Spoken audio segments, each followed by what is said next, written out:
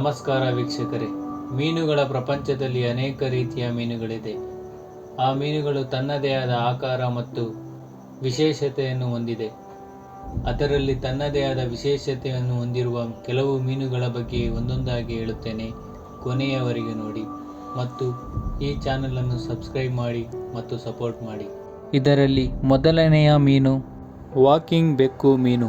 ಜಾರುವ ಪ್ರದೇಶಾದ್ಯಂತ ತೆವಳುತ್ತದೆ. ಅದರ ಪೆಕ್ಟೋರಲ್ ರೆಕ್ಕೆಯನ್ನು ಬಳಸಿಕೊಂಡು ಒಂದು ನೀರಿನ ದೇಹದಿಂದ ಇನ್ನೊಂದಕ್ಕೆ ಚಲಿಸುತ್ತದೆ. ಈ ವಿಶೇಷ ನಡವಳಿಕೆಯು ಹೊಸ ಆಹಾರ ಮೂಲಗಳನ್ನು ಕಂಡುಕೊಳ್ಳುವುದನ್ನು ಖಚಿತಪಡಿಸುತ್ತದೆ. ಎರಡನೆಯ ಮೀನು ಸ್ನೇಕ್ ಹೆಡ್. ಈ ಮೀನುಗಳು ಭೂಮಿಯಾದ್ಯಂತ ಜಾರಬಹುದು. ಬರಗಾಲದ ಸಮಯದಲ್ಲಿ ಹೊಸ ಜಲಮೂಲಗಳನ್ನು ಹುಡುಕುತ್ತದೆ. ಗಾಳಿಯನ್ನು ಉಸಿರಾಡುವ ಅದರ ಸಾಮರ್ಥ್ಯವನ್ನು ಬಳಸಿಕೊಳ್ಳಲು ಸಂರಕ್ಷಿತ ಹವ್ಯಸ್ಥಾನಗಳನ್ನು ಅನ್ವಯಿಸಲು ಮತ್ತು ಹುಡುಕಲು ಅನುವು ಮಾಡಿಕೊಡುತ್ತದೆ. ಮೂರನೆಯ ಮೀನು ಮ್ಯಾಂಗ್ರೋವಿಲಿಯಸ್.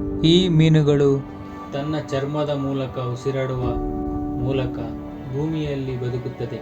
ಈ ಮೀನುಗಳು ಚೌಕು ಪ್ರದೇಶಗಳಲ್ಲಿ ಬೆಳೆಯುತ್ತದೆ ಮತ್ತು ತೇವ ಪ್ರದೇಶಗಳಲ್ಲಿ ಅಡಗಿಕೊಂಡು ತೇವವಾಗಿ ಉಳಿಯುವ ಮೂಲಕ ನೀರಿನಲ್ಲಿಯೇ ಅವಧಿಗಳನ್ನು ಸಹಿಸಿಕೊಳ್ಳುತ್ತದೆ.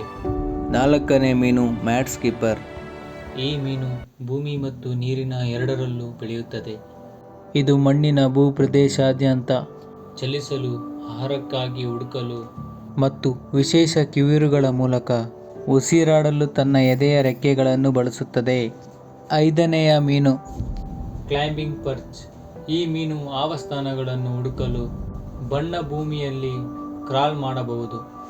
ಇದು ಗಾಳಿಯನ್ನು ಉಸಿರಾಡಲು ಅದರ ಕಿವಿರುಗಳು ಮತ್ತು ಚಕ್ರವ್ಯೂಹದ ಅಂಗವನ್ನು ಬಳಸುತ್ತದೆ. ದೀರ್ಘ ಅವಧಿಯವರೆಗೆ ನೀರಿನ ಹೊರಗೆ ಬದುಕುಳಿಯಲು ಅನುವು ಮಾಡಿಕೊಡುತ್ತದೆ. ಇದು ಇಂದಿನ ವಿಶೇಷವಾಗಿದೆ.